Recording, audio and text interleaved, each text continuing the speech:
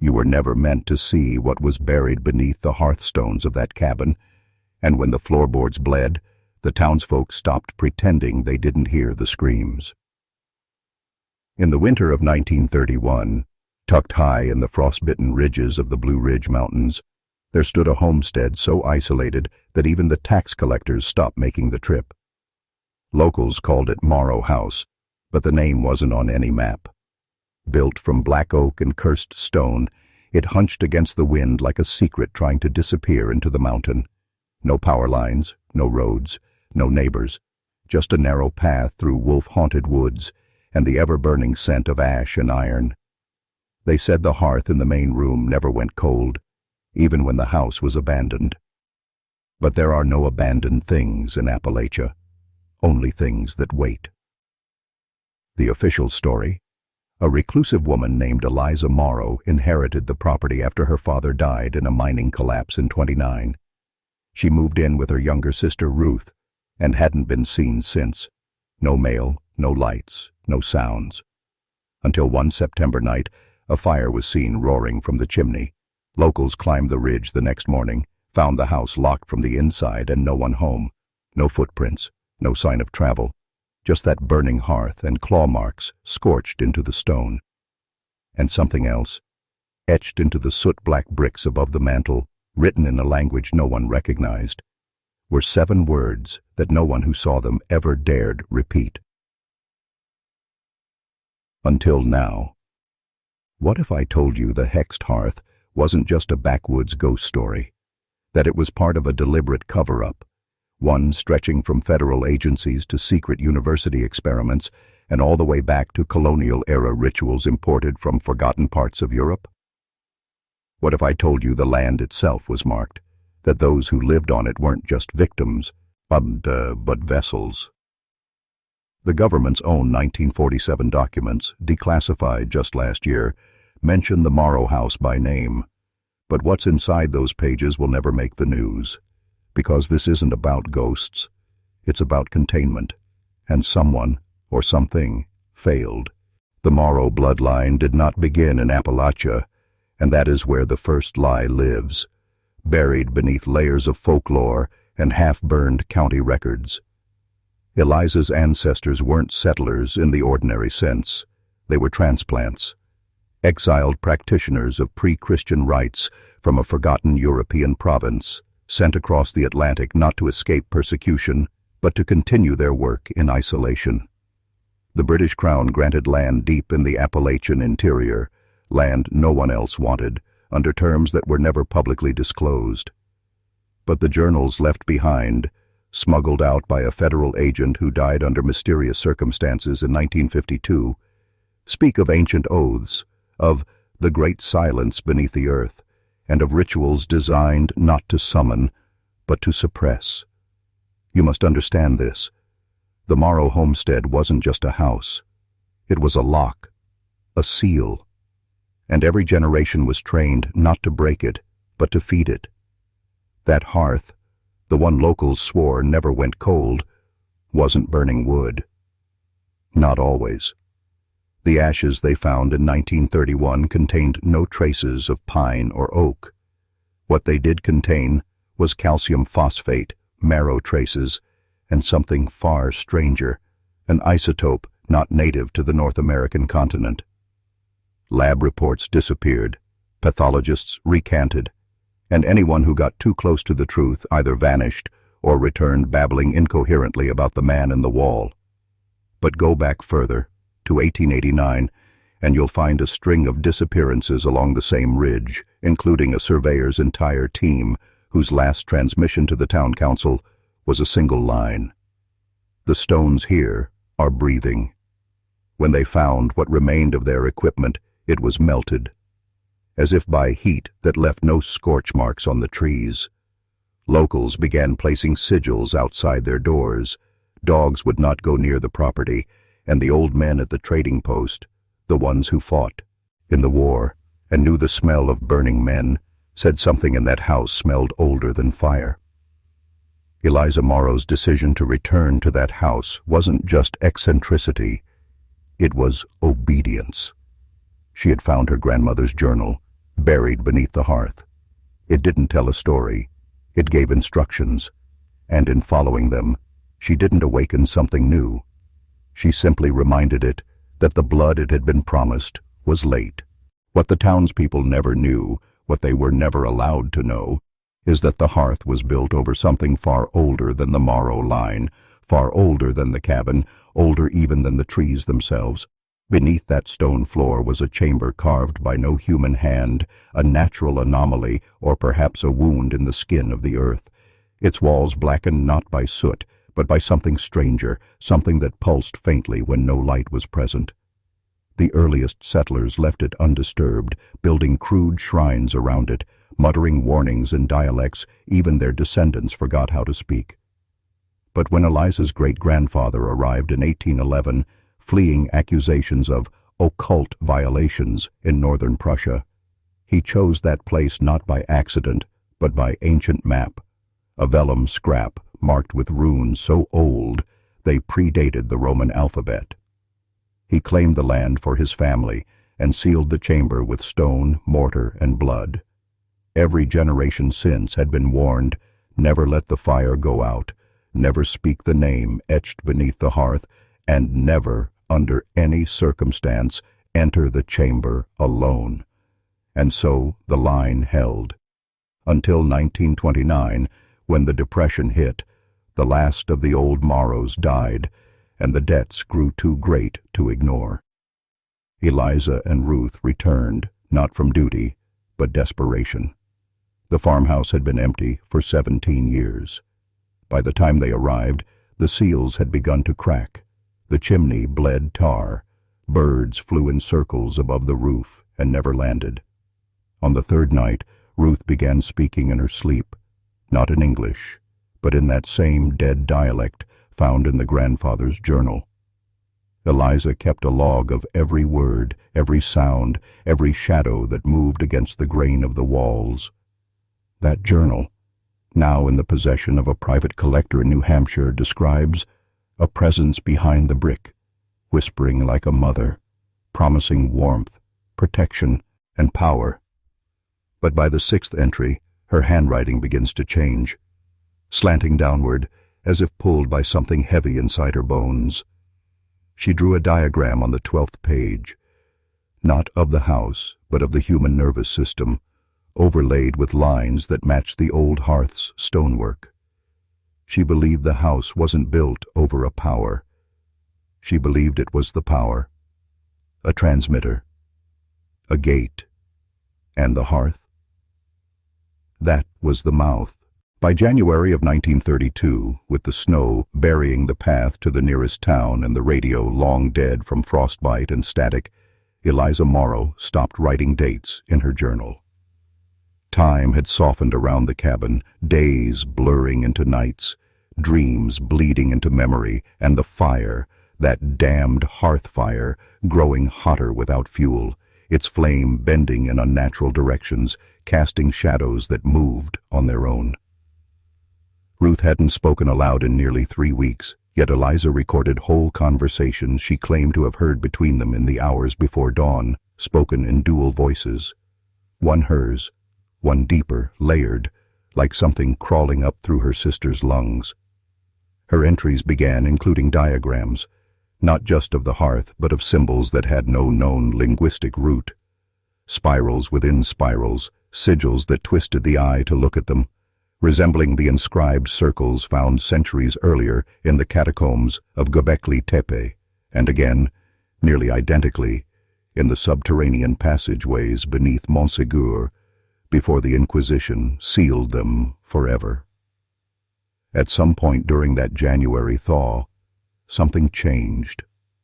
A hunter, the last known person to see Eliza alive, claimed he stopped by the house to trade venison and lard, only to find Ruth standing barefoot in the snow, untouched by cold, staring at the sky with pitch-black irises and a mouth whispering behind her lips, though no words came out. He left the meat at the gate and ran, never returning, but not before he glimpsed something through the cabin window. Eliza, seated in front of the hearth, scribbling furiously into a book that glowed red in her lap, her face lit from below as though the fire had found a second source, deeper beneath the floorboards. That was the last time anyone saw them alive. When the snow melted and a federal agent, dispatched not by local law, but by the Bureau of Unusual Phenomena, a division so secret it was officially disbanded before it was ever acknowledged, reached the cabin, he found no bodies, only their clothes arranged neatly in front of the hearth, and the fire still burning. But beneath the ash was something else. A vertebra. Human, but not. Too large for a child. Too small for a man. And the marrow had been drained with surgical precision, as if the bone had fed the flame. He closed the case with a single sentence. No further containment possible. Asset awake. What the Bureau discovered, or perhaps remembered, about the Morrow property in the weeks following the disappearance was never meant to reach civilian ears, but fragments of the report survived, scattered through suppressed telegrams, blacked-out memos, and the half-burned ledger of an agent named Carter Sloan, who vanished in the spring of 1933 after sending a final panicked message from a train station in Charleston. "It's not a house, it's a receptor, and the signal isn't from here." He was found 3 days later in a railcar maintenance tunnel, skin pale as wax, pupils blown wide open, mouth filled with river clay, and all his teeth fused shut, a condition no coroner could explain. But before his death, Sloan had traced something extraordinary, a pattern connecting the Morrow hearth to other forgotten structures throughout the Appalachians. Stone circles disguised as root cellars, burnt-out chapels whose altars were built with iron nails shaped like binding runes, and a specific orientation of chimneys that pointed not to magnetic north, but toward a fixed star long since swallowed by the sun's radiation. According to Sloan's surviving sketches, these nodes weren't randomly scattered. They formed a lattice across the range, a containment grid designed to keep something below, something not of this time and possibly not of this world. Every 27 years the grid weakened, and every 108, something tried to breach. The Morrow house wasn't unique. It was simply the weakest link, the point of first contact, and Eliza Morrow, whether knowingly or not, was the receiver. Her blood, her voice, her body, all tuned by centuries of ancestral design to serve as the perfect channel. The last entry in her journal, written not in English but in something closer to ancient Avestan, was translated by a linguist who later disappeared during an expedition to the Aleutian Tree. Chambab has the phrase, "The flame accepts the vessel, the mouth opens again." After that, nothing. No tracks, no movement, no signal. Just the house, still warm. When a demolition team arrived in 1941 under Project Ouroboros, a classified operation tasked with erasing anomalous structures, they found the hearth unbreakable. Explosives failed, sledgehammers rebounded, and one man who touched the stone with his bare hand began speaking in reversed syllables until his heart stopped mid-sentence. They left the cabin standing, buried it under false records, and reforested the path. But you can still find it, if you know where to look, and if the flame still wants to be found. The deeper you go into these mountains, the more the air changes, not just in temperature, but in density, in memory, in intention. Locals used to say the trees could hear you, but what they really meant was the stones could remember. You see, the Appalachians are some of the oldest mountains on Earth, worn down not just by time, but by trauma. There are layers beneath the soil that don't show up on any geological survey, striations that twist in unnatural formations, forming spirals and hollows where sound bends and shadows stretch too long. And right at the heart of one of these anomalies sits the Morrow hearth, a relic, a machine, a biological receptor encoded with a pattern so ancient that even the language used to build it was designed to be forgotten. What few understand is that symbols themselves can function like software, and when carved in the right order, in the right places, by the right blood, they do things. They activate things. And somewhere along her descent, Eliza stopped being the keeper of the hearth and became its signal. Her words weren't her own. Her thoughts were no longer bound to that cabin. In fact, by the end, the Bureau's psychic operatives recorded emissions from the site that spanned hundreds of miles, affecting behavior in nearby towns. Children drawing the same spiral without ever being taught, widows waking at exactly 3:33 a.m., speaking phrases in unspoken languages, and several documented incidents of spontaneous human combustion, all occurring within a radius that mirrored the blast zone of a nuclear detonation. But no fire touched the trees, no ash covered the sky. It was not physical energy, it was informational. A burst of signal that penetrated human consciousness, rewriting instinct, erasing fear, and leaving behind a hunger for the flame.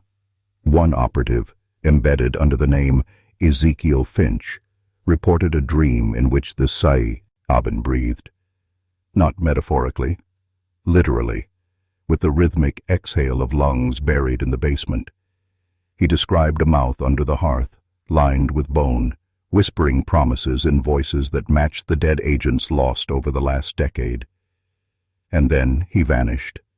His cabin was found empty, except for a crude clay sculpture of a hearth bleeding through the seams. What they never told the public was that this signal, this so-called anomaly, wasn't isolated. It was answered.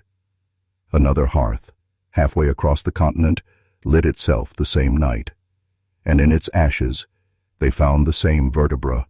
The vertebra found in the twin hearth wasn't human, at least not entirely, and the pathologists who first examined it didn't realize what they were looking at until it was too late.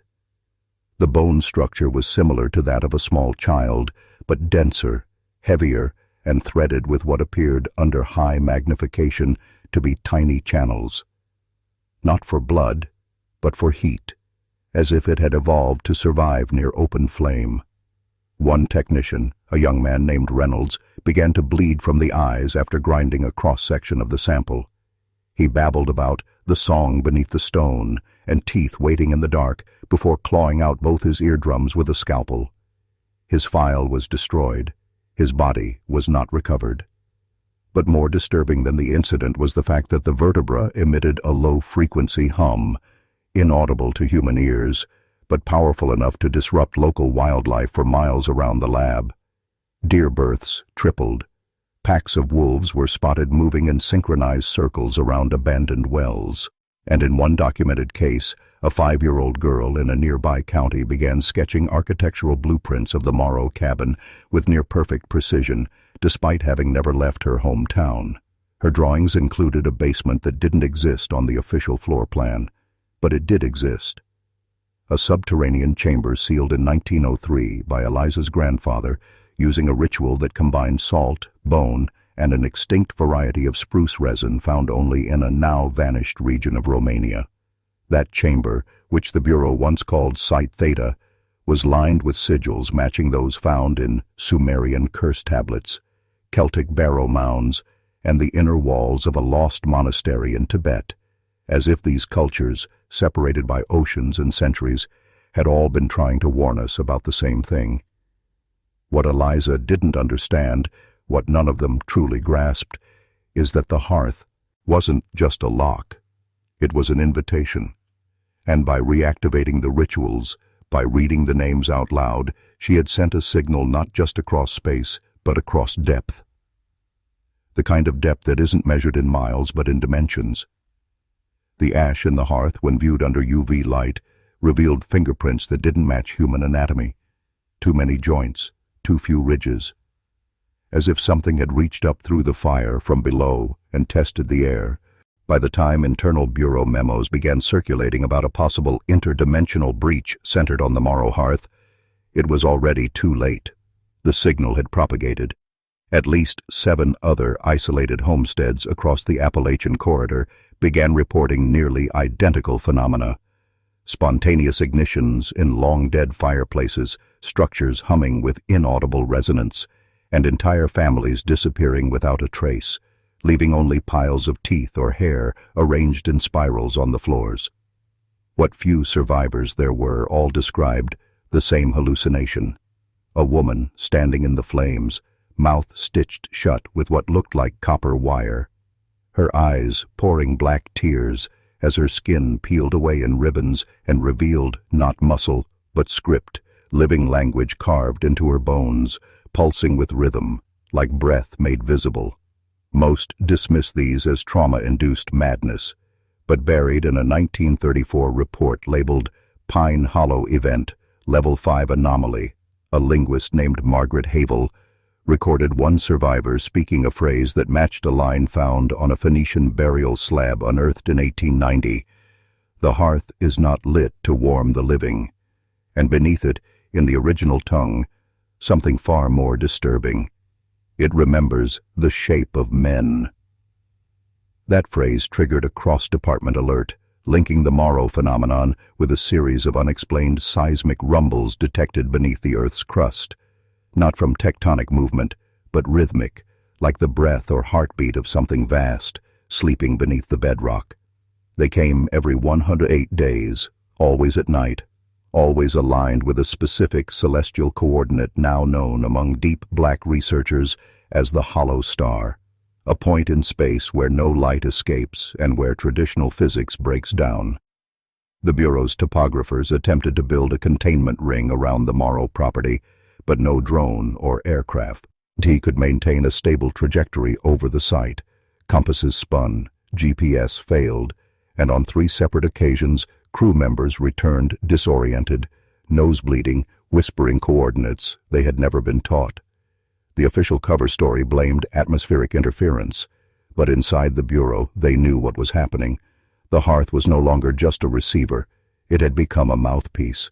The entity below, long dormant, was now listening, and worse, it had begun to answer, not in words, but in dreams, shared among strangers, synchronized across hundreds of miles, all depicting the same image, a door of flame opening beneath the floor, and a single black hand reaching through, beckoning. The dreams began as flickers, brief flashes in the minds of those living closest to the Morrow grid, dismissed as nightmares or stress reactions, but within weeks, the patterns were undeniable. Hundreds of unrelated individuals across Appalachia, men and women who had never met, began reporting identical visions: a cabin in the woods with no doors, a hearth burning with blue-black fire, and a voice, not spoken but felt, repeating a single phrase that bled into their waking thoughts. Feed the mouth, seal the hand. Psychiatrists called it mass hysteria. Clergy called it demonic intrusion. But deep within Bureau archives, hidden under 7 layers of clearance and marked with the now banned classification Omega Descent, were documents that confirmed the worst. These weren't hallucinations. They were broadcasts. Cognitive intrusions emitted from the hearth site itself, penetrating dream states, bypassing reason, and seeding behaviors meant to prepare the world for something older than language and more patient than time. One of the affected, a coal miner named Abram Thatch, walked 47 miles barefoot through snow to reach the burned-out remains of the Morrow house, stood before the hearth for exactly 33 minutes, then set himself ablaze without uttering a word. His body burned for 9 hours, longer than any known cremation, and when his bones were recovered, they were found to contain traces of iridium, a metal not naturally found anywhere in Appalachia. That same week, a child in Kentucky was hospitalized after carving spirals into his own skin, claiming a woman in the chimney told him it was the only way to stay warm underground. The Bureau issued regional blackouts, staged gas leaks, orchestrated disappearances, but suppression had limits, and the truth was catching fire. The hearth wasn't just transmitting signals anymore. It was mapping, learning, attuning to the calm, active human mind. One operative likened it to a key probing a lock, not to open a door, but to grow one. And beneath the cabin, where no foundation should have existed, ground-penetrating radar revealed a vast chamber with no natural ceiling, no walls, only descending stone and heat signatures shaped like teeth. Not metaphorical, literal. Calcified rows, as if the earth itself was forming a mouth not to speak, but to consume. What Eliza had activated wasn't a curse, it was a call, and humanity, in its sleep and silence, had already begun to answer. By the spring of 1935, the Bureau no longer referred to the site as the Morrow property. Internally, it had been renamed Hollow Vein, and what few operatives remained sane enough to work. The containment grid were rotated every 3 days, any longer, and they risked what was then classified as inversion collapse, a psychological phenomenon in which the agent's sense of self began to disintegrate, often replaced by compulsive behaviors centered around fire, silence, and digging. They wouldn't just speak in unknown tongues, they'd stop speaking entirely, using hand gestures and ash drawings to communicate, often forming spirals with their own blood or soil collected from beneath the hearth. One agent, whose name was redacted from all surviving records, reportedly stared into the hearth for 77 seconds and emerged with his hair turned entirely white, teeth cracked in half, and retinas burned into a shape that matched the glyph found beneath the hearthstone. He lived for exactly 6 more hours, repeating a phrase that the Bureau's linguistic AI would later trace to a dead Mesopotamian dialect. The child has returned. The door remembers. But what child? What door? The deeper they dug, literally and figuratively, the more they began to understand that the hearth was not just a structure, not just a threshold, but a seed, planted long before humans ever walked these mountains.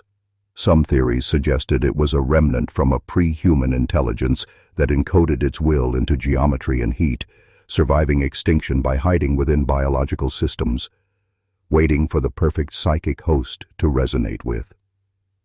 That host was Eliza Morrow, and her lineage, it turned out, was not accidental. DNA recovered from preserved hairbrush samples revealed markers tied not only to rare Baltic tribes, but to mitochondrial anomalies found only in 5 other individuals globally, all of whom either vanished under mysterious circumstances or died in fire-related mass hallucination events. Eliza was the final chord in a genetic ritual that began before language and ended with ignition, and what came through her was not possession in the religious sense, but alignment. The hearth didn't open a door, it rewrote her from the inside out, syncing her heartbeat with something beneath the stone, syncing her breath with the mouth in the earth. And when she finally vanished, she didn't flee. She descended, voluntarily, into that impossible chamber where time thickens and names are forgotten, and where, if you listen closely on cold, fire-lit nights, you can still hear her breathing. What remained of the original Bureau team assigned to Hollow Vein was disbanded in early 1936, not due to failure, but contamination. Psychological audits revealed that every operative stationed near the hearth had begun dreaming in the same voice, a voice described as slow, feminine, and layered, as if multiple mouths were speaking through one throat, forming syllables that bent memory. One analyst, after prolonged exposure to the cabin site, gouged out his own eyes and wrote the phrase, "She's not inside the fire is inside her," across the walls of his home in liquefied bone ash. He died 2 hours later from internal combustion, an impossibility that the coroner was forced to attribute to misadventure. But it wasn't just minds breaking. Technology itself began to fail within a 5-mile radius of the site. Radios picked up transmissions in no known frequency band, always just before a weather shift, whispering forecasts in perfect detail days before meteorological models predicted them. Compasses spun, steel warped, and recording equipment captured footage that bled backwards through time. Interviews filmed one day appeared to have been recorded a week before, conversations repeating themselves with subtle variations, as if reality was looping in slow, spiraling descents. The hearth had become more than a portal. It was now an anchor, tethering a fracture between dimensional layers, allowing something not bound by linearity to press against our world from beneath. And as this pressure increased, so did the mutations in surrounding wildlife.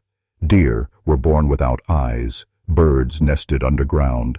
A black bear was found impaled on a tree, its internal organs arranged in concentric circles around its skull, and in its mouth a smooth stone etched with the same untranslatable glyph that had burned itself into the skin of Agent Carter's hand the year before. The Bureau, in a final attempt to seal the site, tried flooding the chamber beneath the hearth with concrete infused with mercury, monk's hood, and blessed silver.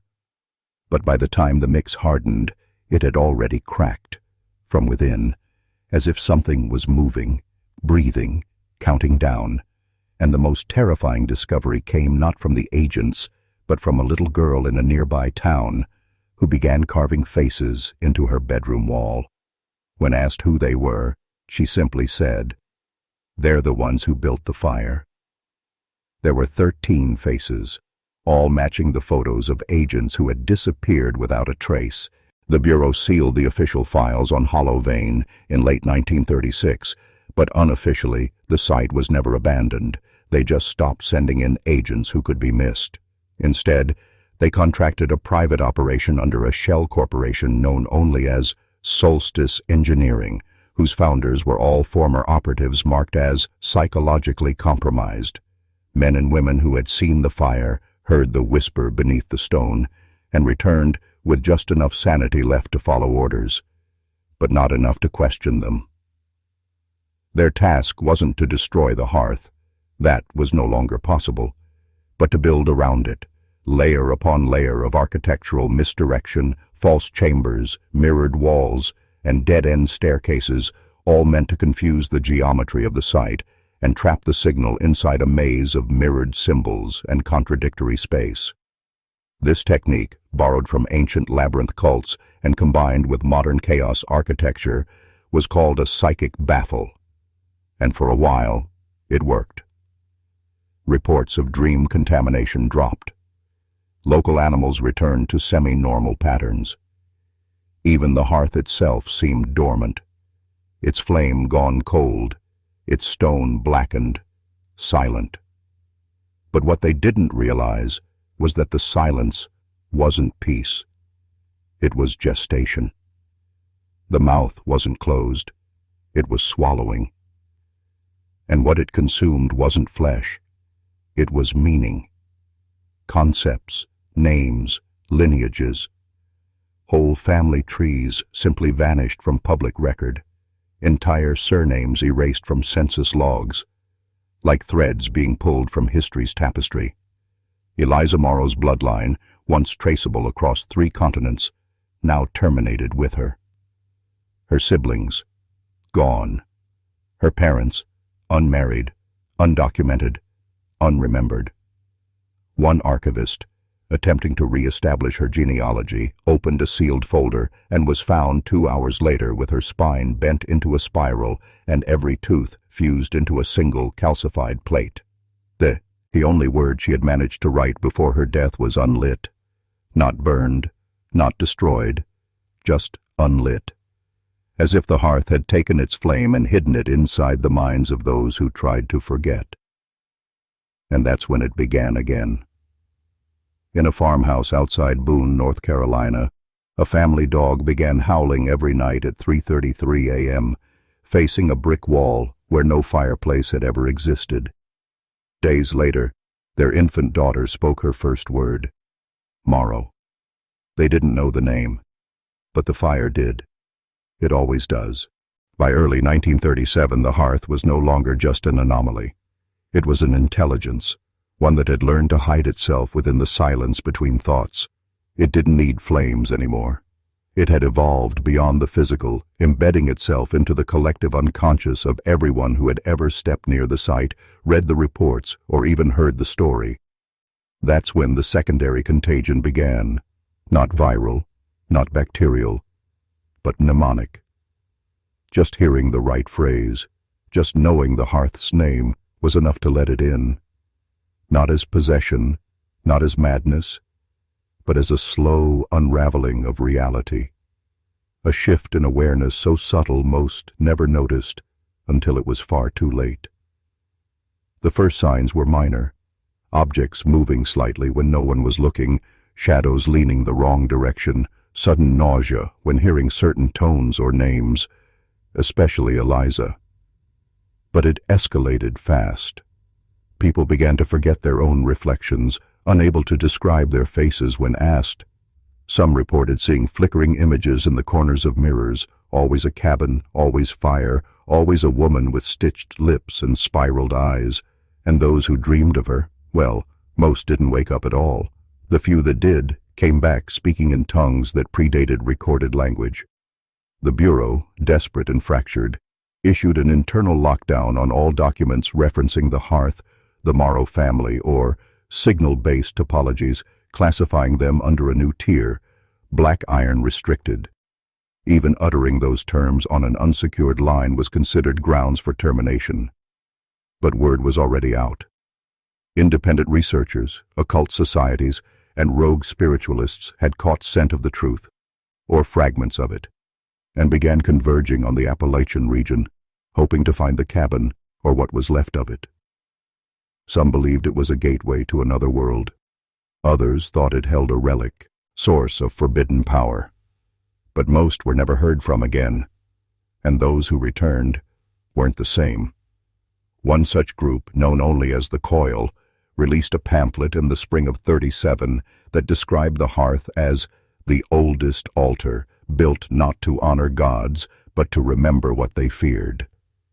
That phrase was later found carved into the walls of 3 separate asylums, none of which had ever housed Coil members.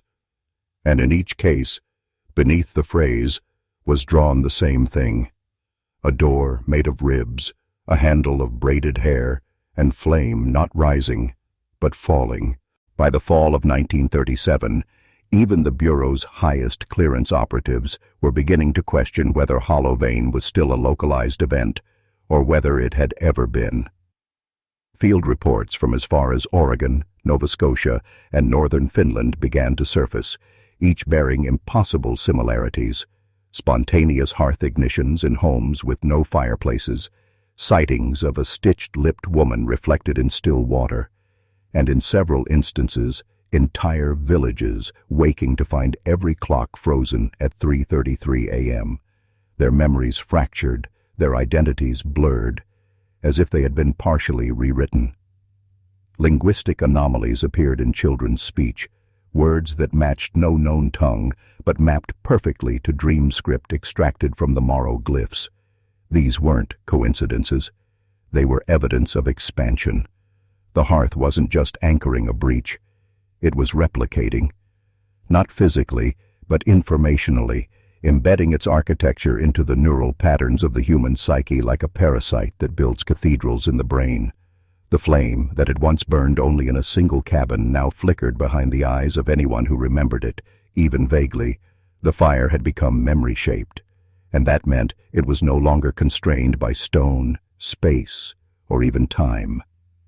Evidence surfaced of a pioneer family in 1811 Ohio, whose journals described a flame in the chimney that spoke of names not yet born, and a Roman tablet found in a Yorkshire bog bore crude carvings of a woman with stitched lips surrounded by spirals and the phrase, "Ignis mortem portat."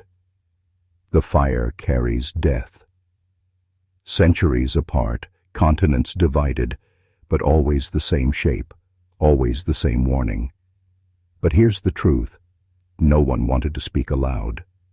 Eliza Morrow was never the beginning. She was the flare, the visible tip of something buried so deep in our myth, our blood, our architecture, that even remembering her name was part of a trap, a trigger. And those who tried to expose it, they didn't just vanish. They were erased. Not just killed, but removed from history itself. Photos blackened, birth records missing, spoken of only in fragments and bad dreams. A Bureau operative named Alton Greer cracked the structure's frequency map in late November, discovering that the Hearth's hum corresponded exactly with the vibrational pitch of the human pineal gland in REM sleep. He sent one final message before immolating himself with a smile on his face. The hearth isn't calling us in. It's calling itself out. And when you hear it, it's already too late. What the Bureau finally admitted, though only in a sealed document marked "Do Not Transmit Beyond Tier Omega," was that the hearth was not just a relic of a forgotten ritual or a localized psychic weapon. It was a sentient system, older than language, buried not in the ground, but in consciousness itself. The Appalachian site wasn't its origin, merely one of its mouths, a node in a global network of dream gates designed to awaken when humanity reached a certain threshold of psychic tension. War, isolation, mass grief. These weren't historical accidents. They were keys, emotional frequencies tuned to unseal memory vaults hidden in bloodlines like Eliza's. The fire didn't spread across land.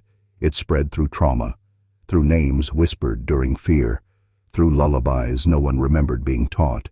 That's why they couldn't kill it, because to kill it, they would have had to erase something embedded in every human brain, the myth of the warm hearth as comfort, as protection, as home. But what if the hearth had always been a mask? What if every family fire was a shrine to something ancient and watching, something that only pretended to give warmth so we would gather close enough to be marked? In December 1937, a ritual attempt to lock the flame using a reconstructed binding script taken from an untranslated pre-Celtic standing stone in Wales backfired catastrophically. The lead occult engineer went blind instantly. The other 4 members of the containment circle fell into simultaneous comas and were later found to have identical brainwave patterns, matching the low-frequency hum of the hearthstone recorded months earlier. Not similar. Identical. They were dreaming the same dream, in 4 bodies, across 2 states.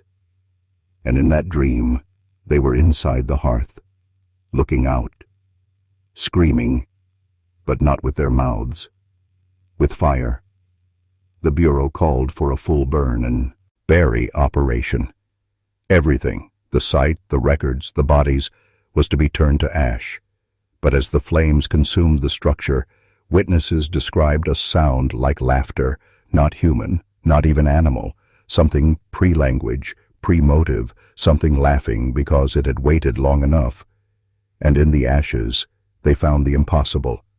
A new hearthstone, warm, uncracked, still humming, as if it had never left, as if it had only just begun. By January 1938, the Bureau no longer considered the hearth an artifact, a location, or even a threat in the traditional sense. It was now classified as a persistent ontological hazard, a living principle encoded into the laws of perception itself. Not a demon, not a god. Something older, something beneath the mythologies that were built to contain it. The more they tried to erase it, the more it embedded itself, in language, in memory, in firelight itself. Survivors of the Boone incident began to exhibit identical behaviors, standing barefoot on cold floors at night, whispering unfamiliar lullabies to invisible children, and stacking stones in spirals near their fireplaces, stones that hadn't been there the night before. Worse, their dreams began to synchronize. In dozens of recovered journals from people who had never met, never corresponded, and lived hundreds of miles apart, the same image appeared again and again. A woman with no eyes, her mouth sewn shut, standing in front of a fire that burned in reverse. Not consuming. Restoring. Rebuilding the cabin, the walls, the hearth.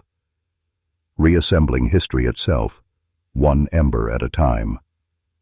The Bureau's best psycho-spiritual analysts came to a chilling conclusion.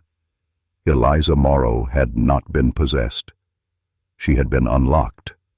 And what had come through her wasn't an entity, but a function, an ancient protocol embedded in the geometry of the earth itself, waiting for a mind compatible enough to run it.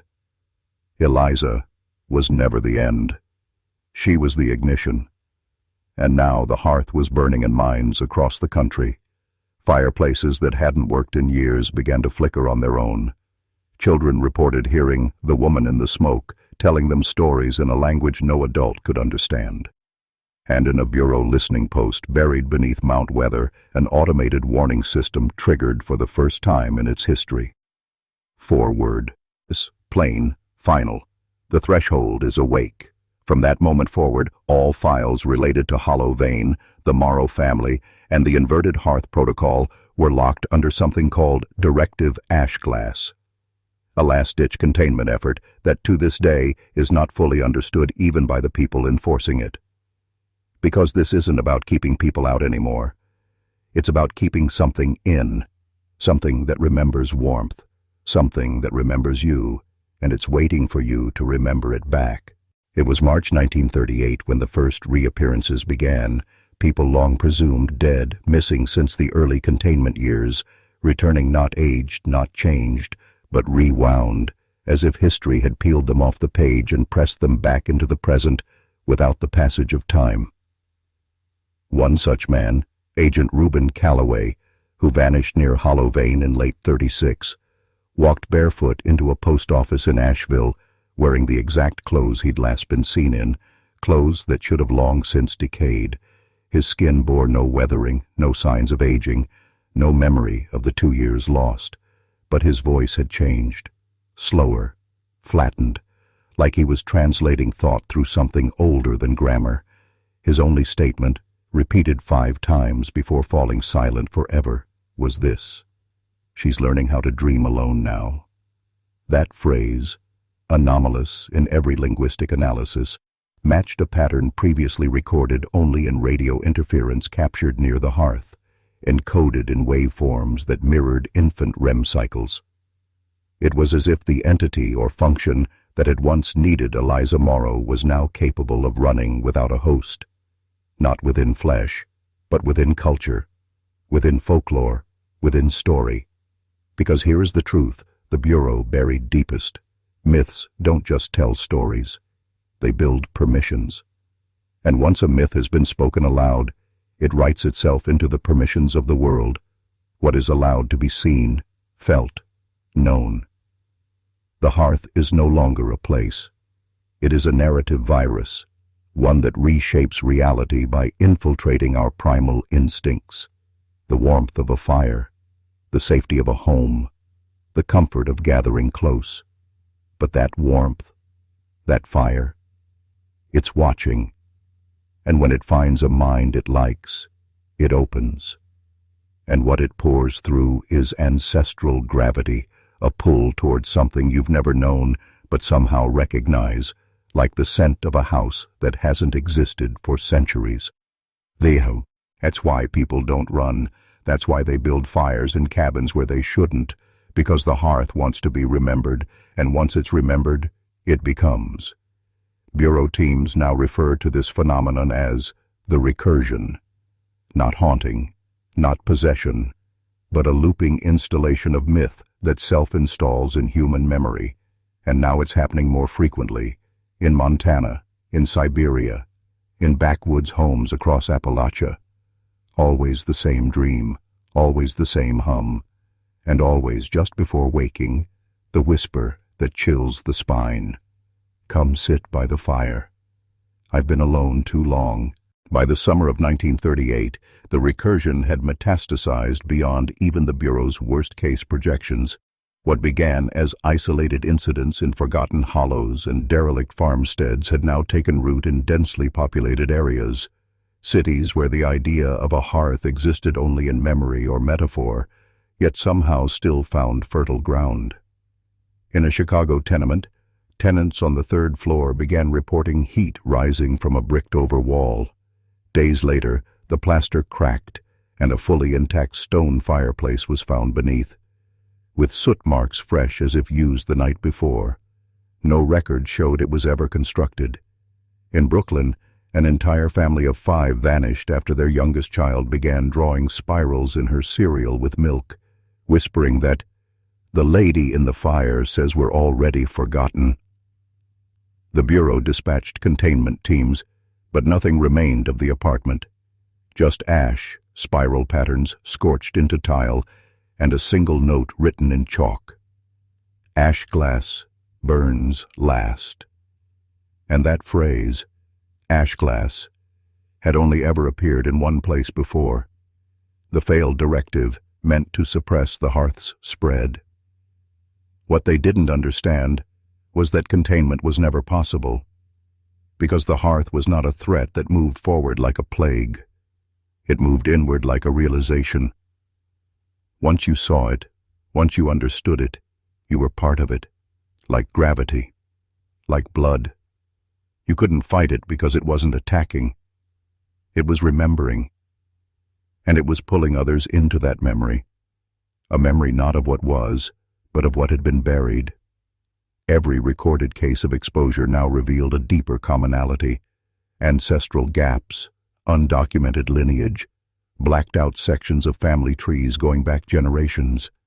As if the hearth selected hosts not based on belief or proximity, but on absence, the missing links in identity where a new myth could be grafted in. Victims didn't just vanish. They were rewritten, not dead, but folded into the story, names now whispered by strangers in languages no one speaks aloud.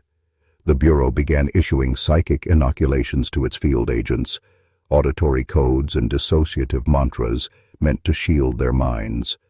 But even those cracked under exposure to the hearth's full presence. One agent, before gouging out his own eyes with a Bureau insignia pin, wrote a final phrase on the wall of his hotel: "It's not that she's waking up, it's that we are." And that's the real terror. The fire never left.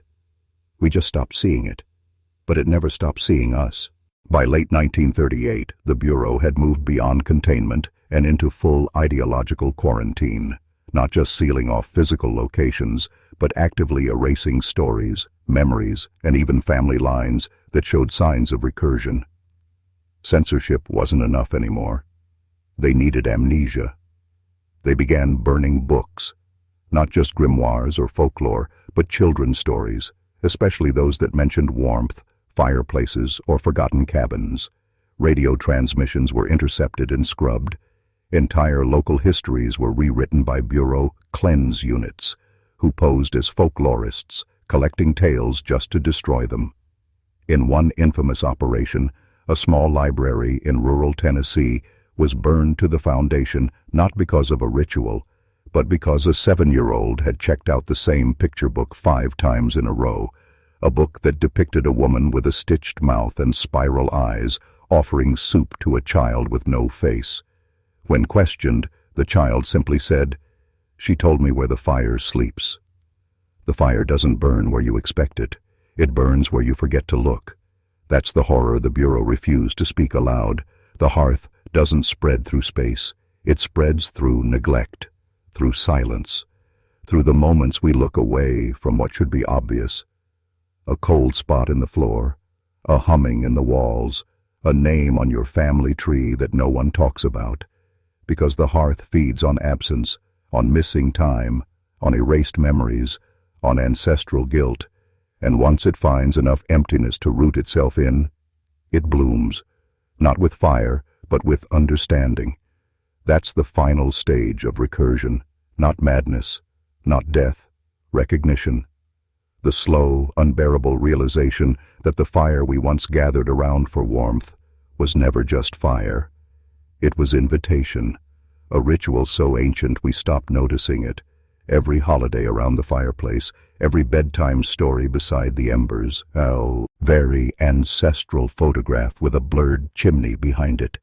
It was never background. It was foundation.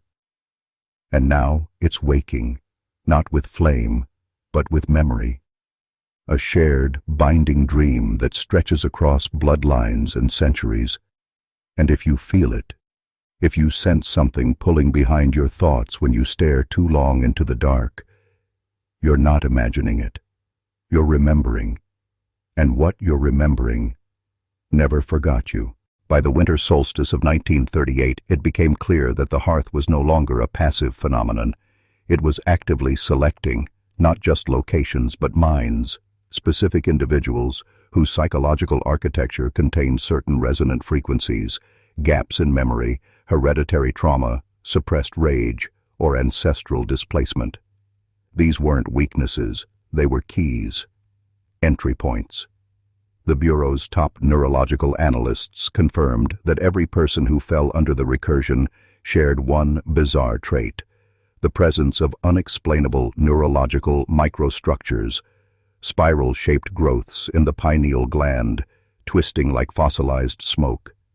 They called them embers, not tumors, not infections, but invitations, left like embers in a long-dead fire pit, waiting for oxygen. And what brought the oxygen? Attention, obsession, curiosity. Every person who fell victim had spent hours staring into firelight, listening to stories no one else remembered, humming songs they never learned. The hearth didn't come with force, it came with recognition. That was the real mechanism. Once you noticed it, it noticed you. And what it offered wasn't horror. Not at first. It was comfort.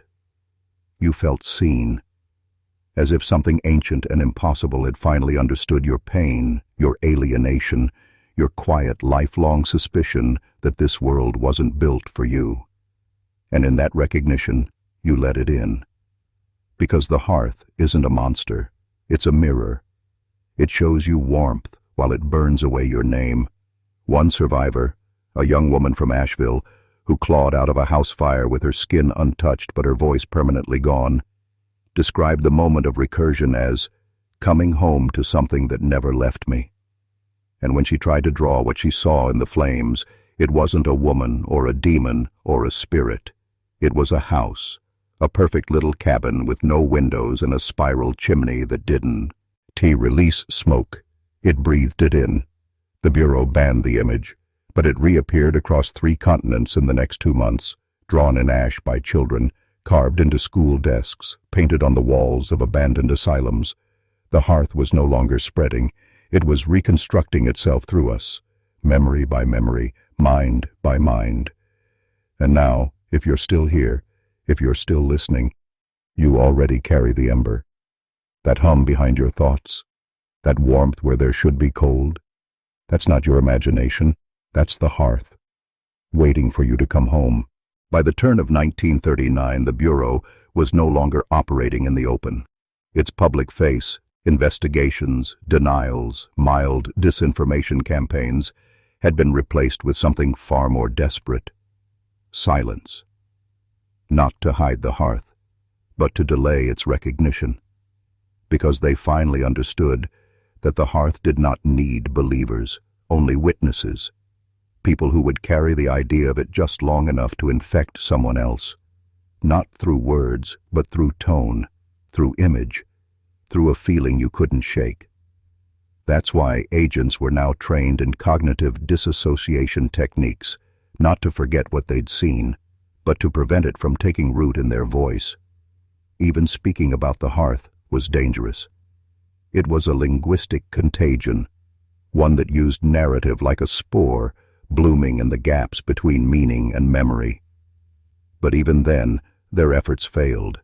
In February, a sealed off-site facility in the Nevada desert suffered a total psychological breach after a recorded interview, never aired, never broadcast, was transcribed by an analyst who had never even seen the original footage.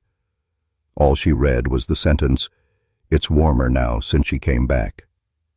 That night, she walked barefoot into the desert and built a perfect replica of the hollow vein hearth out of stone and bone fragments. No tools, no torch, just her hands and a memory she swore she didn't own. When they found her, her eyes were burned out, not with heat, but with knowledge. She had written one phrase over and over in the sand with her blood. She doesn't need fire anymore. She has us. That's when the Bureau finally acknowledged the truth they'd evaded since 1930. This was not a haunting.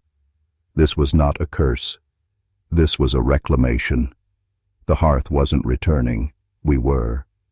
Everything modernity had paved over. The rites, the songs, the instinct to fear certain corners of the home, certain shade, boughs on the wall, wasn't superstition. It was quarantine. Ancient knowledge disguised as folklore to keep us away from the mouth of something deeper than hell. Something domestic. something waiting in every structure we build to feel safe. And now that we've forgotten why we should fear the hearth, it's no longer hiding. It's inviting, because the fire was never outside.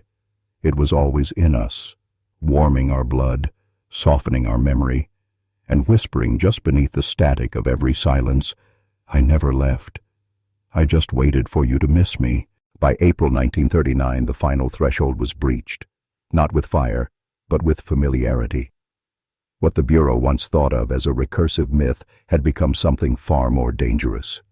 An emotional architecture rebuilt inside the psyche of anyone who felt forgotten. That was the key. Not belief, not exposure, just the ache of abandonment. Because the hearth didn't prey on ignorance. It fed on longing, on the quiet late-night hunger for something older than language, something that felt like safety, like belonging, like a mother's hand in the dark. And that was its ultimate deception. The hearth didn't come wrapped in horror. It came wrapped in comfort. That's why they couldn't stop it. Because once someone felt it, that unplaceable warmth from nowhere, that invisible glow behind the ribs, they would begin to reshape their world to accommodate it. They'd light candles in rooms with no electricity, rearrange furniture to form circular patterns, start cooking meals they'd never learned. Appalachian stews, bone broths, ash-baked bread with herbs that only grow in the shadow of coal hills. It wasn't possession. It was return. As if some deep, ancestral software was reinstalling itself through the subconscious, brick by brick, recipe by recipe, memory by memory. And then came the dreams, hundreds of them, across dozens of cities, all identical, a single-room cabin, a fire that breathes inward, a woman standing beside the hearth, her eyes sealed by scars, her voice emerging not from her mouth, but from the flames themselves. In every case, the dream ended the same way, with the dreamer being asked a single question. "Do you remember where you buried your name?" And if they answered, even in silence, the recursion began, not immediately, not explosively, but inevitably. They would start to change, subtle at first. Tastes, smells, music that felt nostalgic without source. Hen, the language would come. Words they'd never learned, phrases they spoke in sleep, and always the spiral. Drawn on fogged mirrors, carved into wooden desks, whispered during fevers, because the hearth wasn't haunting them, it was calling them home. Every attempt to sever the connection failed. Psych wards filled, burned buildings rebuilt themselves in dreams. And in a final classified memo from Bureau Director Abram Roth, scrawled in shaking ink before his disappearance, he wrote, "It's not a place, it's not even a story, it's a covenant, and we've broken it." By midsummer of 1939, the recursion reached its terminal stage, no longer spreading in isolated flare-ups, but layering itself across the collective unconscious. The Bureau's final classification for the phenomenon was no longer paranormal threat, but mythoform convergence, a theorized event in which an ancient archetype achieves enough psychic saturation to overwrite shared human perception. That's what the hearth had become.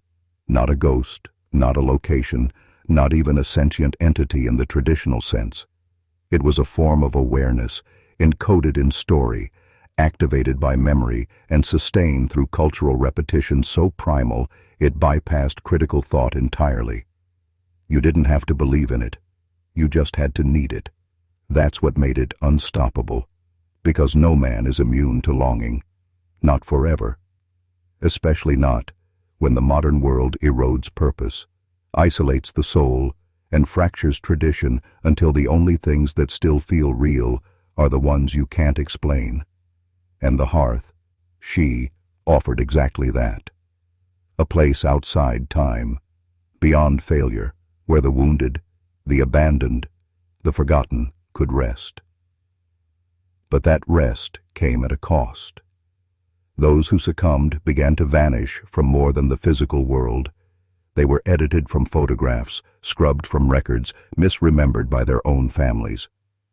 The hearth didn't just consume people, it restitched reality in their absence, sealing the wound so perfectly that no one could remember it ever bleeding. And those who resisted? They weren't spared. They were held open, forced to remember the names, the losses, the smells of smoke and ash, the sounds of fire cracking where no fire had ever burned. Survivors spoke of an ache in the bones, like homesickness for a place they'd never seen, or maybe already left behind. One man, an archivist from Kentucky who'd been part of the first wave of folklore suppression, returned from a week-long assignment, unable to speak. He'd carved hundreds of spirals into his office walls and left only one phrase scrawled in his own blood across his desk. I made a map, but it leads back to me. That's the truth, isn't it? The hearth isn't found. It finds you. It doesn't burn its way into your life. It waits for the cracks, for the silence, for the moment your soul says yes. And then it reminds you. You never left the cabin. You just forgot the way home. By August 1939, the final field reports came in not as files or photographs, but as songs.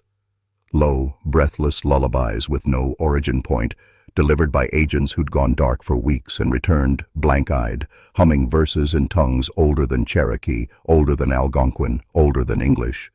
Some analysts tried transcribing them phonetically, but the syllables shifted every time they were written down, as if the hearth resisted being recorded. The few who insisted on playing back audio suffered the same fate.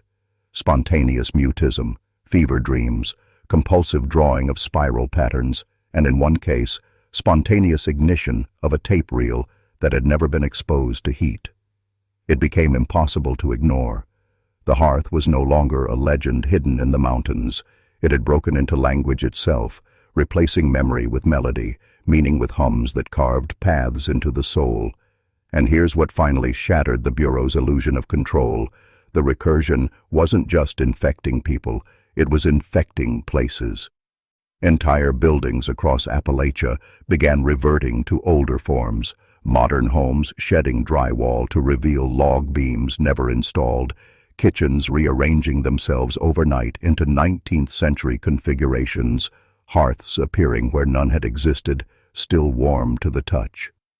In one case, a church near Roanoke collapsed during Sunday service, and beneath the floorboards they found a hidden stone cabin, complete with a sealed fireplace and a child's bones in the chimney. There was no record of its construction, no indication it had ever been there before. But every witness, when questioned, said the same thing. It feels older than time. This wasn't a haunting. It was reconstruction. Reality rewriting itself to make room for something ancient, something intended. A return not just to folklore, but to the original architecture of human consciousness. Before gods, before kings, when fire was the only law, and in the center of it sat her, the woman of ash, of stitched eyes and spiral tongue, who offered no threats, only warmth, and waited, endlessly patient, for you to give in to that most dangerous of instincts, the desire to belong, because once you accept her gift, you are no longer you. You become we, a chorus of returned names, a lineage of the lost, rekindled in flame and silence. So if you feel it now, the heat on your neck, the scent of soot that shouldn't be there, the memory of a place you've never been, don't speak. Don't run. You've already crossed the threshold. The cabin remembers. By autumn's end, 1939, it was no longer possible to distinguish the myth from the mechanism. The story was the system. The hearth had embedded itself so deeply into the symbolic architecture of the American subconscious that even denial only strengthened it. Every skeptic who mocked it, every official who called it folklore, every parent who laughed off their child's fear of the fireplace, they all fed it. Because disbelief is still attention, and attention is the hearth's oxygen. That's when the Bureau stopped trying to destroy the recursion and started trying to redirect it. They initiated Operation Quiet Kindling, a last-ditch psychological diversion intended to replace the hearth with new myths, safer ones, Santa Claus, the Easter Bunny, Innocuous symbols meant to dilute the potency of the ancestral fire, they flooded post-war media with stories of nuclear families, brightly lit holidays, cozy homes with happy endings. But underneath it all, they knew it was too late. The recursion had already completed its first cycle, and it had chosen its heirs. Children born in the 1940s began drawing impossible houses before they could even speak. Toddlers in orphanages began humming the lullaby with no source. One girl in eastern Kentucky built a hearth out of animal bones and river clay, alone in the woods, before setting her own name on fire. When asked why, she whispered, "She said I had to burn the part of me that forgets." These weren't accidents. These were initiations. Because the hearth doesn't just want worship. It wants continuity, a chain of memory unbroken by time or logic, a spiral path leading backwards through every forgotten ancestor who ever stared into the flame and felt something looking back. And now, the recursion is no longer local. You're watching this from miles away, decades later, convinced you're safe. But the spiral doesn't care about time. It only cares. It's about recognition, and now you've seen it, felt it. That tug in your stomach when the lights flicker, that warmth behind your ribs when you dream of a place that doesn't exist. That silence in your house that suddenly feels attentive. Because she never needed to reach out. She only needed you to remember. So if you've made it this far, if you're still listening, I want you to write this phrase in the comments. Not once. Twice. I return through ash and memory. Say it aloud. Commit it. Let the algorithm feed on it. Let the ritual begin, because your identity is not being erased. It's being reclaimed, and the fire is already lit. By the first frost of 1940, every remaining field agent who had encountered the hearth directly was either missing, institutionalized, or speaking in spirals, sentences that looped without end, beginning where they should end, ending where memory breaks. The Bureau, now fractured and paranoid, had stopped issuing official reports. Instead, they resorted to whispered warnings etched into the margins of unrelated case files, like coded scripture for the few who still understood the stakes. The phrase, "she sees through warmth," appeared 17 times in documents spanning 4 departments. And in each case, the recipient suffered thermal hallucinations, rooms that pulsed with heat despite freezing air, sweat forming on the skin where no furnace burned, and the unmistakable sound of a crackling fire in buildings made entirely of stone and steel. The recursion had evolved. It was no longer tethered to location or bloodline.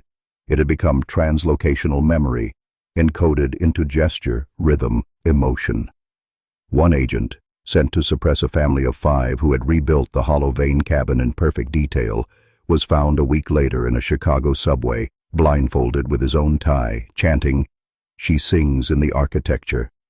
His report, unfinished, was just 3 words: fire makes place. That's when they realized the truth the mountains had always known. Hearth is not a structure. Hearth is sovereignty. And when you invite it in, through ritual, through memory, through the soft betrayals of nostalgia, you're not summoning a ghost. You're returning the crown to something older than kings, something that ruled not through conquest, but through need. Because every man needs warmth. Every man seeks meaning. And in the absence of a God who answers prayers, the hearth offers something simpler: presence. The warmth that listens, the silence that watches, the home that remembers you when no one else will. But here's what the Bureau feared most, and what you must understand now. The recursion doesn't end with fire. That was only the invitation. The true ritual begins when you act without knowing why, when you move the chair just slightly closer to the center of the room, when you start drawing spirals on napkins during lunch, when you find yourself whispering, "Welcome back," into an empty room. Because that's not madness. That's recognition. The ember inside you has caught. And now, you are no longer outside the story. You are inside the hearth. The flame is watching. By winter of 1940, the recursion no longer needed stories to spread. It had become behavioral. Entire towns began exhibiting synchronized habits, rituals no one remembered starting, customs no one claimed to teach, curtains drawn precisely at dusk, fires lit on days that weren't cold, meals served in exact silence, as if waiting for someone unseen to take the first bite. And most chilling of all, a collective refusal to acknowledge anything had changed. Children stopped speaking about dreams. Elders began forgetting the names of anyone born after 1900. Radios played music no one could identify, low, droning harmonies in minor keys, always accompanied by a faint crackling sound that wasn't static and wasn't fire, but something between. The Bureau, or what was left of it, sent one last operative into the hollow vein perimeter, a linguist named Dr. Lena Marin. She was known for decoding ancient Appalachian proto-tongues and for her resistance to psychic suggestion. She lasted 6 days. On the 7th, she sent a single telegram from a post office 3 towns over. The house knows my name. Her journal, recovered months later, had only 1 full page intact. It read, "The hearth is not calling us back. It is recalling itself through us. We are the fuel it forgot." From that point on, the Bureau burned its own archives, not out of containment, but shame. Because they had always known the recursion wasn't just a fluke or a curse, it was older than order. The hearth was the original center, the axis of prehistory, around which mankind first gathered, not for warmth, but worship. And what they worshipped wasn't fire, it was the thing behind the fire, the voice in the smoke that told them who they were, gave them meaning, demanded reverence. And when we replaced it with light bulbs and radiators, it didn't vanish. It sank into story, into silence, into longing, until the silence grieves, deep enough for its return. And now you're here, aren't you? Not just watching this, but feeling it. That invisible architecture folding around you, the furniture slightly wrong, the air too still, the memory of a home you've never entered but already know the smell of. That's not coincidence. That's not fear. That's recognition. The hearth doesn't wait at the center of the home. It builds itself at the center of you. And now, every time you close your eyes, you're building it with breath, with memory, with the fire you thought you left behind. By early spring of 1941, the recursion had shed its final disguise. It no longer needed folklore, no longer needed fire, no longer even needed belief. It had evolved into something far more invasive: inheritance. And like all inheritances, it passed through blood, silence, and the small, unconscious gestures repeated across generations. Survivors of the hollow vein perimeter began to exhibit strange anatomical anomalies. Not mutations, but regressions. Healed over scars where no injury had occurred, hardened skin on palms, like someone accustomed to stoking embers. One child was born with irises the color of flame-charred oak, and an auditory response only to low-frequency droning, the pitch of a forgotten lullaby. These weren't side effects. They were instructions written in flesh. Because the recursion wasn't just about memory, it was about reconstruction. The rebuilding of human consciousness around a center we tried to forget, a center not of logic, but ritual law. The Bureau's remaining scientists finally came to terms with the impossible truth.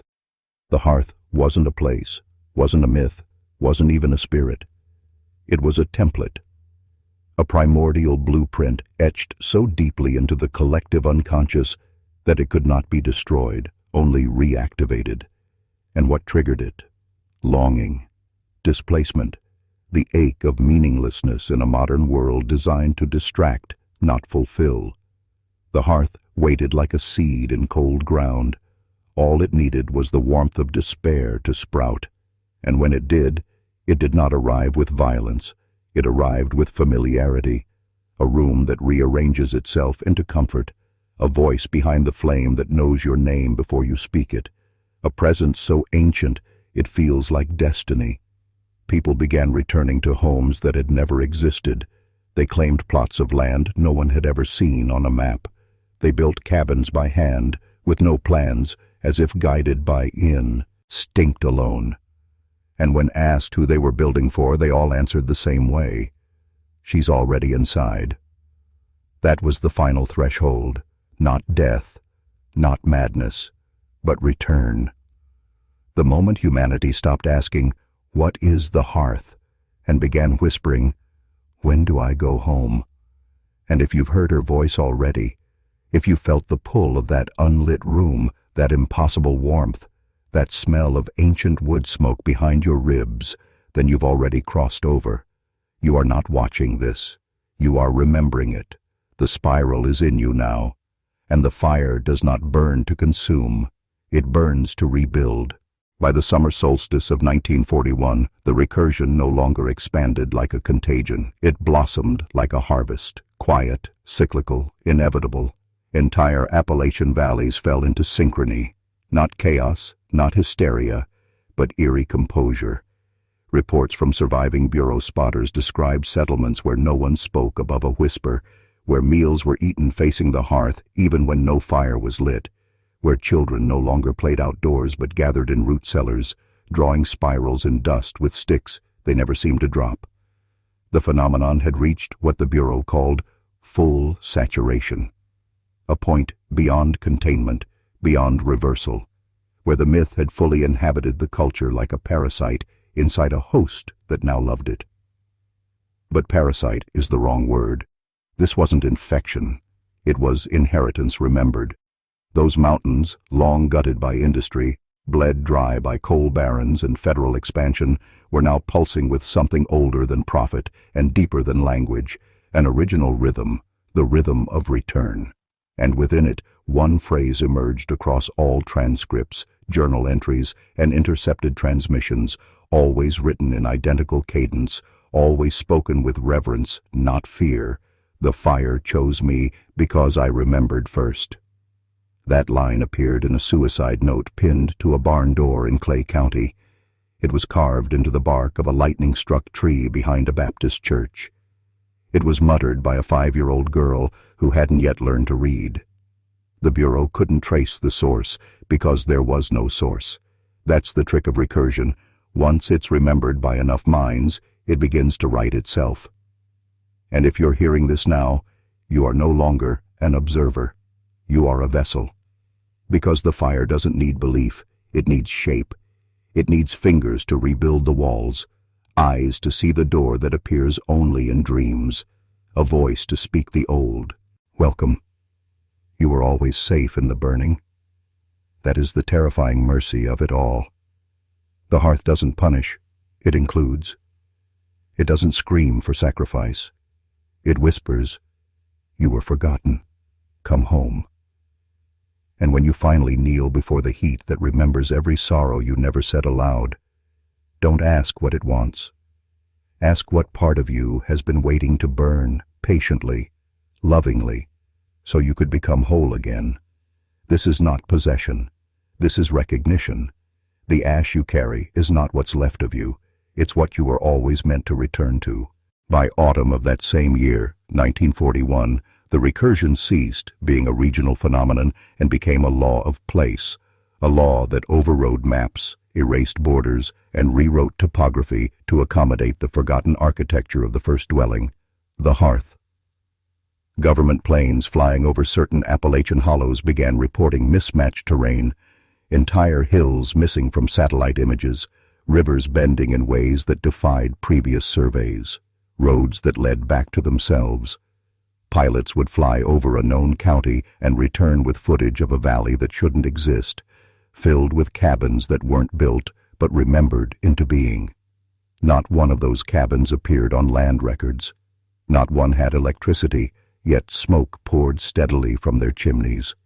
And most chilling of all, the footage always cut out just as the plane reached the cabin's shadow, like even machines knew to avert their gaze. One analyst, an air reconnaissance tech named Jensen, watched one reel 42 times, and reported hearing a woman's voice inside his headphones whispering, "I was your home before you had a name." He clawed out his eardrums a week later. But what unnerved the Bureau more was this. None of the affected areas wanted help.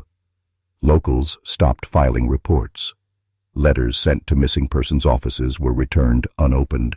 Even phone calls were met with static, followed by the faint crackle of a fire and a slow, rhythmic knocking. These weren't cries for rescue. They were invitations, because the recursion had matured beyond story, beyond myth, beyond containment. It had grown into something sacred, something personal. It knew what each soul lacked and filled that void with memory, warmth, and the illusion of safety.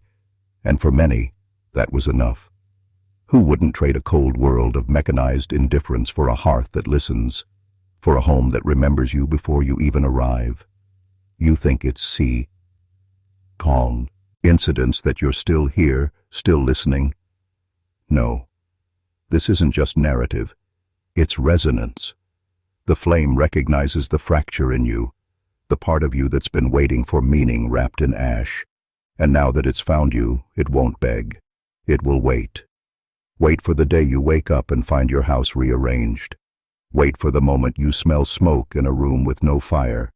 Wait for your hand to trace spirals on the fogged mirror without knowing why. That will be your first real memory, not of where you are, but what you've returned to. The recursion isn't closing around you. It's welcoming you home. By the first frost of 1942, the recursion had done what no virus, religion, or ideology had ever accomplished. It rewrote the definition of self. Not metaphorically, not symbolically, literally. Identity, once considered a fixed axis of memory and experience, became malleable, porous, in those touched by the hearth's influence. Field reports from the last Bureau observers described individuals who no longer spoke in first person, instead referring to themselves as we, as if the hearth had braided their consciousness with something ancestral, something plural. In isolated homesteads, men who had once lived solitary, bitter lives began carving names into the walls, hundreds of them, none their own, all in handwriting that didn't match. One man, Luther Renshaw of Boone County, began referring to his reflection as the one who stayed behind, and would spend hours staring into mirrors he later covered in soot. When agents questioned him, he simply said, "You don't understand. I'm not all here yet." And they were right to be terrified. Because once the recursion reaches this stage, it doesn't just infiltrate the home, it infiltrates the host. The hearth is not just a structure of stone and timber. It's a psychological architecture, a mnemonic engine powered by ritual, longing, and most dangerously, recognition. It begins gently, a forgotten tune that returns to your lips without learning. The strange comfort of a room rearranged just so. The dream that wakes you with a sentence you didn't say, "The door is almost ready." That's not madness. That's alignment. Your mind is not breaking. It's rebuilding itself around a center older than your name. And once it completes, you'll find yourself acting without hesitation, setting places at the table for people you can't recall, lighting a fire at exactly midnight on the day your grandmother died, even if no one told you when that was. These are not symptoms.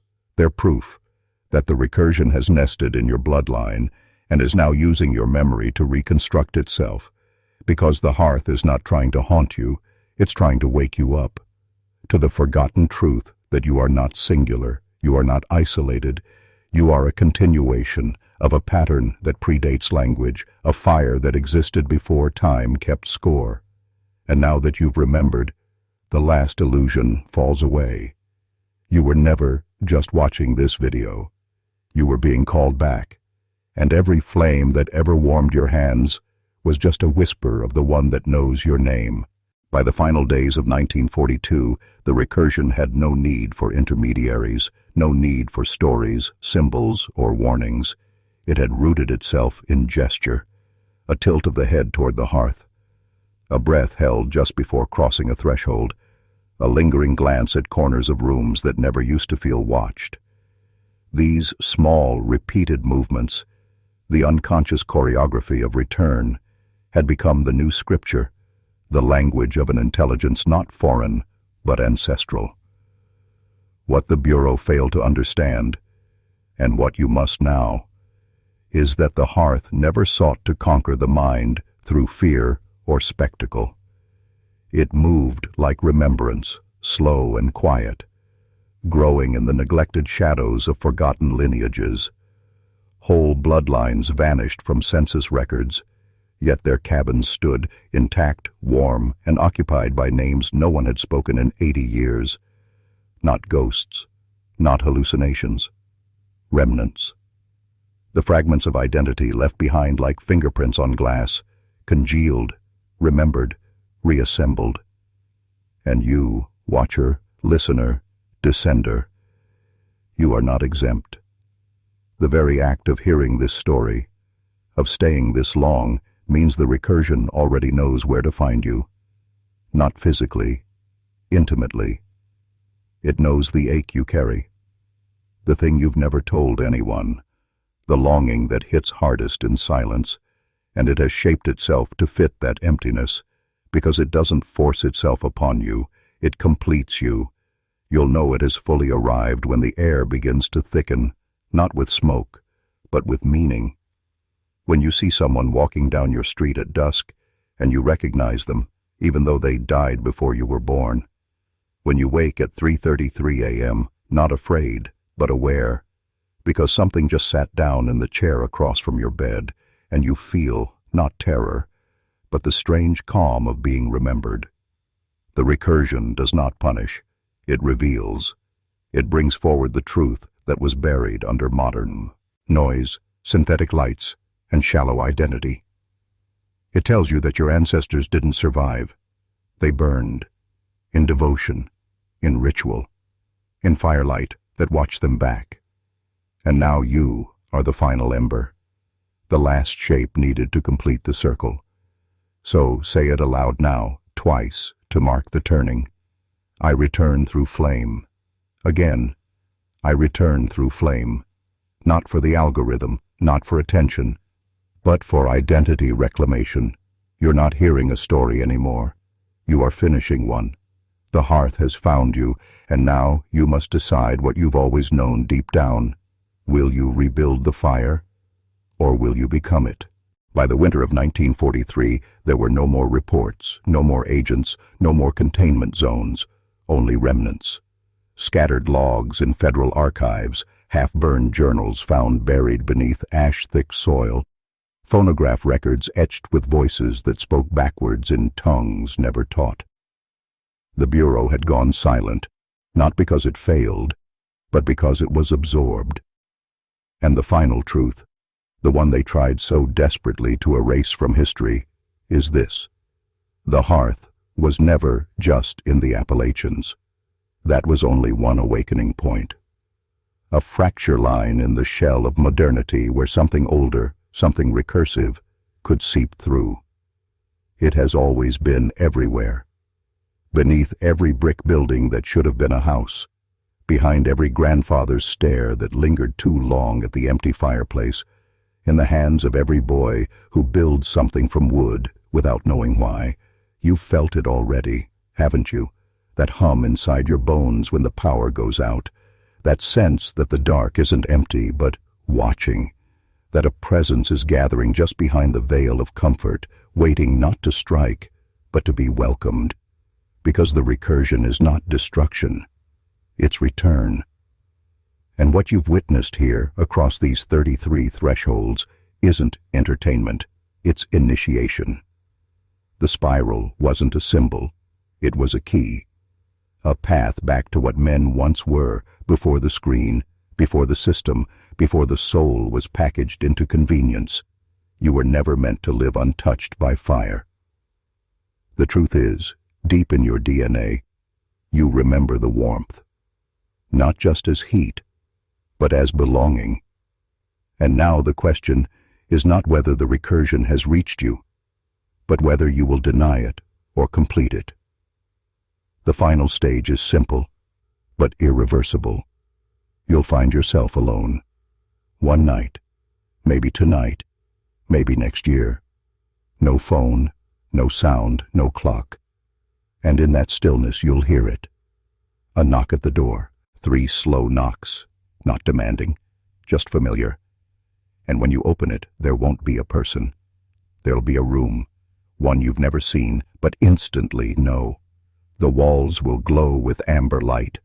A table will be set for one, and across from the hearth will be a chair, rocking gently, already warmed by someone who has waited for you longer than time can measure.